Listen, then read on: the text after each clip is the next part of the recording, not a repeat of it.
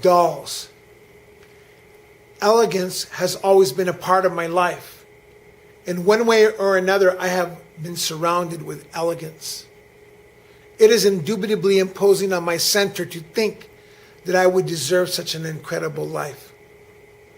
The entrance to my Uncle Gilbert and Aunt Gloria's home had a porch covered with ivy. It was a tall, white two-story house. It had small balconies at the windows. It was located in a less than affluent neighborhood. It kind of stuck out like a sore thumb. Somehow it did not seem to fit in with the other homes on that block. But what did I know?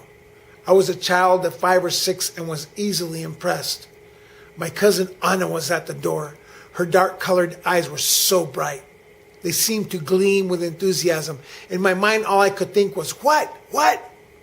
I quickly turned to my mom and asked, can I go? Can I go with my cousin? Upstairs? Upstairs with my cousin, Mom?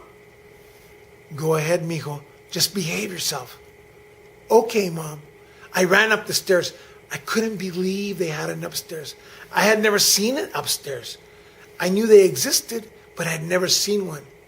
It was so nice, so comfy, just like our house. My cousin's beds were nice, kind of fancy. My cousins had dolls. I don't know what kind. They were just dolls. Do you want to play dolls, Georgie? My cousin Anna posed an interesting opportunity for me to make a decision. I was a little afraid to decide. I didn't like dolls really, but no one had ever asked me to play dolls before. I can't remember for the life of me what happened next. My memory kind of fades in and out here. I think I went downstairs and asked my mom and dad if I could play dolls. And that was the end of that. I looked out the back window of our car as we drove off. The house was painted white and had a red tile roof. It was cool. I would always have a desire to return to that graceful place. On the way home, my parents discussed something about me playing with dolls. They didn't need to have the discussion. Not really. It made me a little uncomfortable.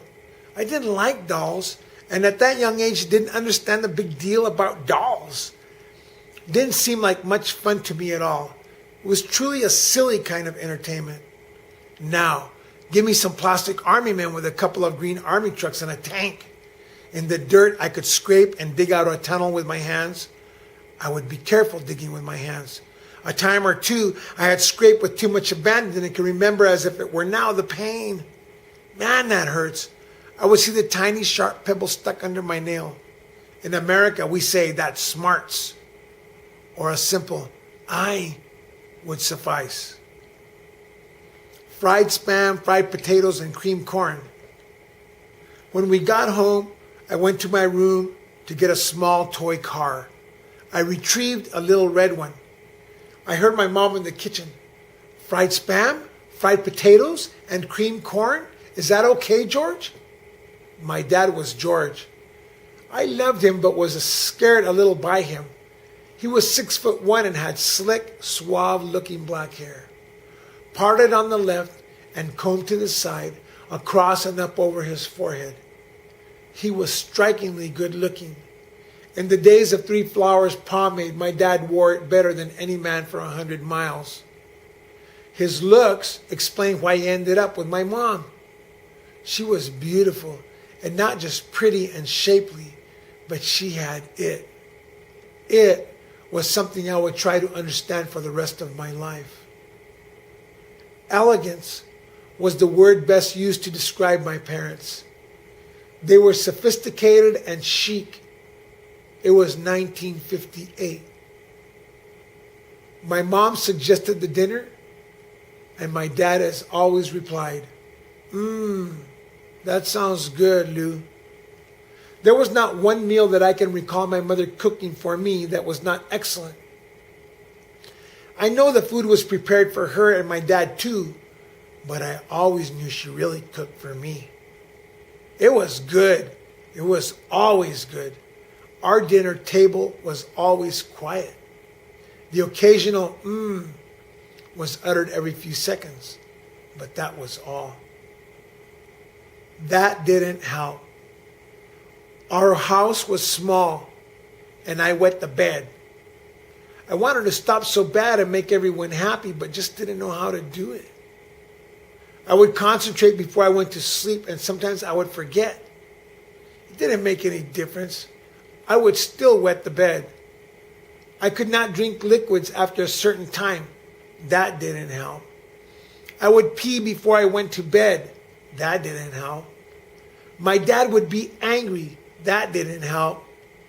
My mom took me to the doctors, and that didn't help. The doctor said there was nothing wrong with me. But I knew there was. Everyone knew there was something wrong with me. They wouldn't say it because they didn't want to hurt my feelings. But there was something wrong with me. I would always try to be okay. Taking a shower every day helped me masquerade as a non-bedwetter. There were some kids whose parents were not as kind and sacrificing as mine. They didn't take showers daily and smelled. That distinct smell of ammonia or something like that lingered in their presence. The other kids at school teased them. Something was wrong with them too. Poor kids, I could never, ever tell them that I was just like them. I just couldn't. And so I lived in a constant state of empathy for them and their situation. I did not participate in the teasing. Anna. My cousin Anna always made me smile. Some people excite you and others extract seriousness. My cousin Anna just made me happy. I was always so happy when I saw my cousin that I would smile. Maybe I would play dolls with her next time, just to make her happy. Yes, that would be nice.